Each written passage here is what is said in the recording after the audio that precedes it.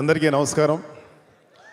ముఖ్యంగా అభిమానులందరికీ, అలాగే ఈ చిత్రాన్ని ఎన్నో సినిమా కష్టాలు కోర్చి నిర్మించిన అరవింద్ గారికి, దిల్ రాజు గారికి కూడా ఈ సినిమా మీరు పడినటువంటి సినిమా కష్టాలకి కరెక్ట్గా ఆ సినిమాకి వచ్చేటువంటి లాభాలు సై కూడా రావాలని మనస్ఫూర్తిగా కోరుకుంటున్నాను.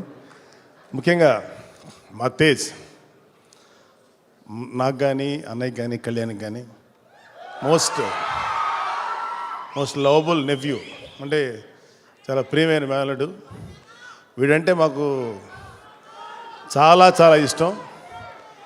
ఆగండి రే, సైలెన్స్, కొంచెం ఆపండి. వీడంటే నాకు చాలా చాలా ఇష్టం. ఎందుకంటే మా తేజ్ ఎంత పెద్ద ఆర్టిస్ట్ అవుతాడో, ఎంత పెద్ద స్టార్ అవుతాడో ఆ భగవంతుడి చేతిలో ఉంది, వాడి కష్టంలో ఉంది. బట్ మనస్ఫూర్తిగా మా తేజ్ పెద్ద హీరో అవ్వాలి నేను మనస్ఫూర్తిగా కోరుకుంటున్నాను. కానీ ముఖ్యంగా జస్ట్ వెయిట్ ముఖ్యంగా చెప్పాలంటే మా తేజ్ వీటన్నిటికీ మించి very very good human being.